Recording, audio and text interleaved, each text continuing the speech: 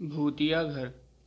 विनोद रोज सुबह जल्दी उठकर तैयार होकर अपने दोस्त अमर के घर जाता था।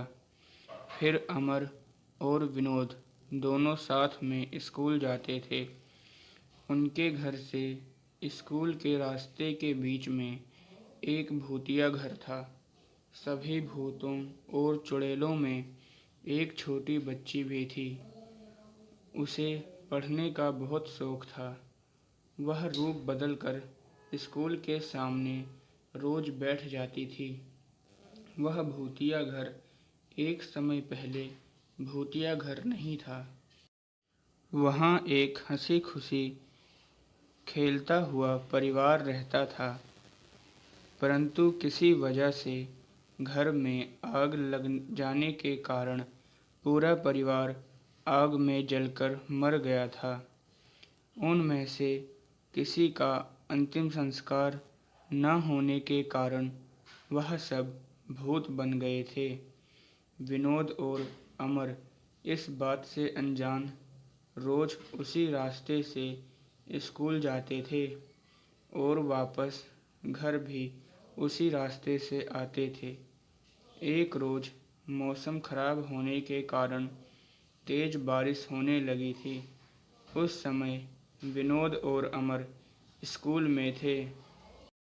बारिश रुकने का इंतजार कर रहे थे, पर बारिश नहीं रुकी।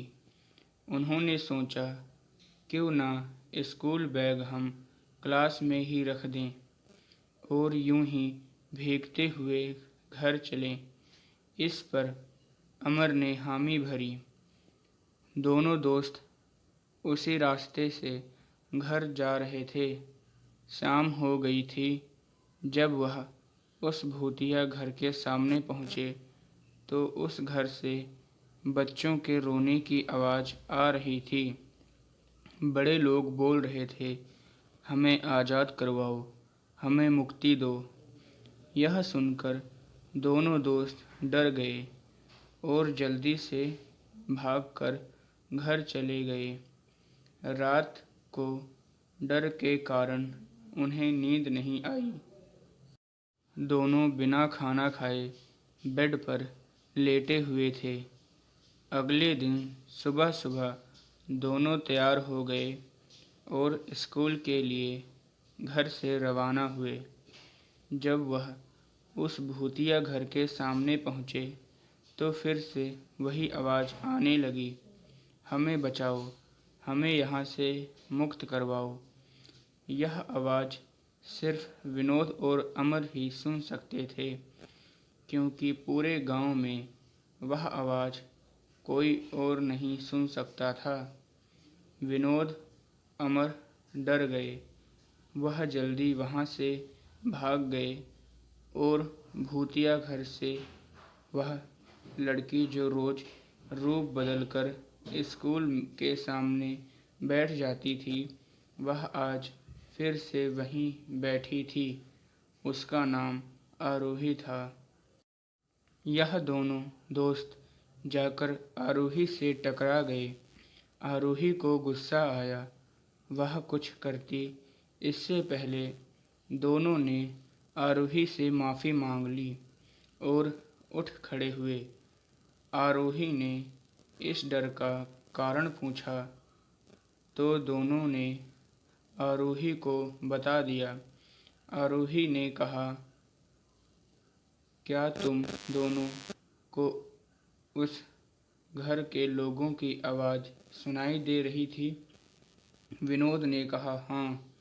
आरोही ने कहा, तो फिर तुम उन लोगों की मदद क्यों नहीं करते? विनोद ने कहा, हमें डर लगता है, कहीं वह हमें मार ना दें। आरोही ने कहा, डरो मत, तुम्हें वह लोग नुकसान नहीं पहुंचाएंगे। पर तुम उन लोगों की मदद कर दो तो वह इस भूतों की ज़िंदगी से आज़ाद हो जाएंगे। सिर्फ तुम ही उनकी मदद कर सकते हो, क्योंकि तुम्हें उनकी आवाज़ सुनाई दे रही है। विनोद ने कहा, पर तुम्हें यह सब कैसे पता? आरोही ने कहा, क्योंकि मैं भी उसी घर में रहती हूँ। मैं एक चुड़ैल हूँ। मेरी पढ़ने लिखने की इच्छा से मैं घर से बाहर आ जा सकती हूँ, पर मेरे परिवार का कोई और सदस्य बाहर नहीं आ सकता। उसने अपनी पूरी कहानी विनोद और अमर को सुना दी। अमर और विनोद आरोही की मदद करने के लिए तैयार हो गए। विनोद ने उन सब से माफ़ी मांगी कि उनके बुलाने पर वह नहीं आ रहा था। सभी भूतों ने विनोद को माफ़ कर दिया।